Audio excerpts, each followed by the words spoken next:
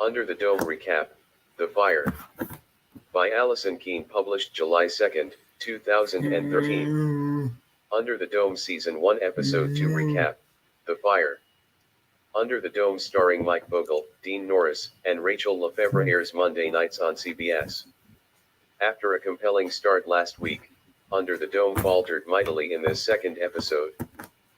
Despite the limited run of episodes, there was a lack of urgency to develop characters past what we already knew, though we did get more mythology about the Dome itself through the eyes of precocious teenager Joe.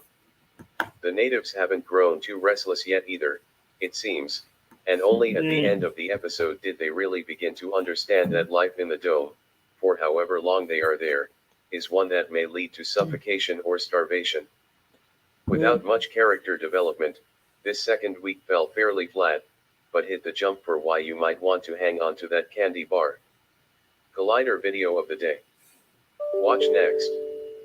There are elements of Under the Dome that are reminiscent of both Lost and Battlestar Galactica, but they haven't quite manifested fully yet. In the latter two series, a small band of survivors are forced into a new way of life, and must begin to rebuild civilization, at least among themselves. In Chester's Mill though, there doesn't seem to be much of a sense of urgency, save for one crazy police officer who's acting as a doomsday prophet.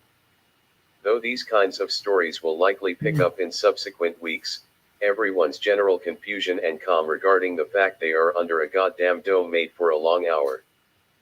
The viewer tour guide for all things dome is Joe McAllister, who roughly figures out its size mathematically, and determines that it could actually be a circle, not a dome, at the very least.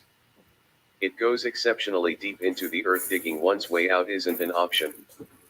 Thanks to his friend, we saw that spray painting the dome works, but as the crazed officer found out, shooting a bullet does not, it ricochets off.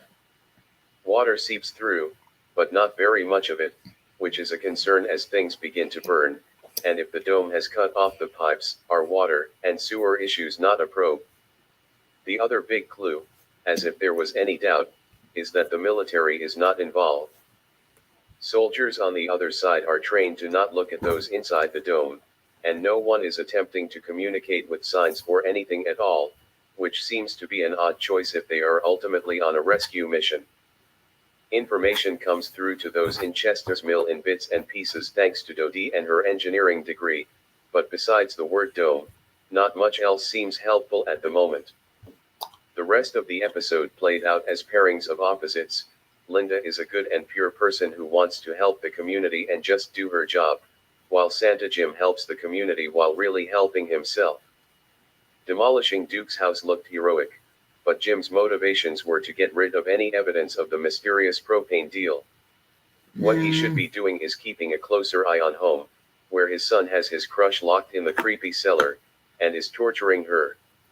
The propane deal won't be hard to cover up, apparently, since Duke liked to label his secret envelopes with things like propane, just in case he forgot.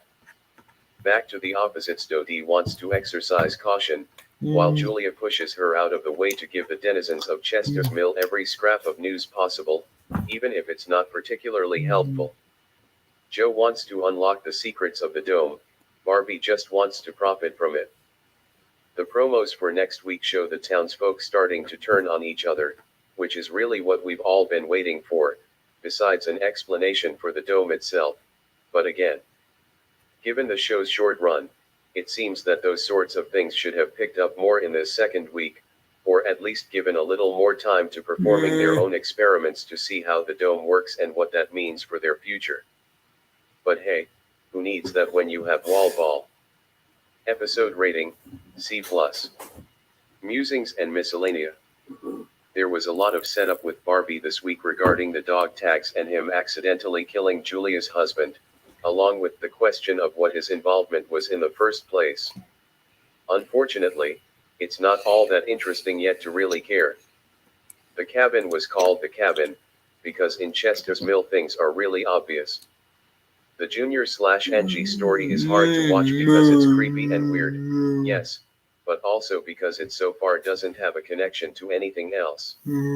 Also, NG, come on, if your first escape plan doesn't work, just pretend you agree with this crazy kid and stop fighting and threatening him every step of the way. He's not a stranger, he's a longtime friend and recent hookup. Fake some affection and remorse and get out of there. Linda is a good person, but damn, she's boring. Chester's Mill is a really clean town. The seizures mention pink stars. More clues. Looks like there's a little romance brewing between Joe and Nori. Nice effect towards the end when the propane tank exploded. Same with the body that was severed and dragged away. The show needs more of this, and less of NG screaming in the cellar.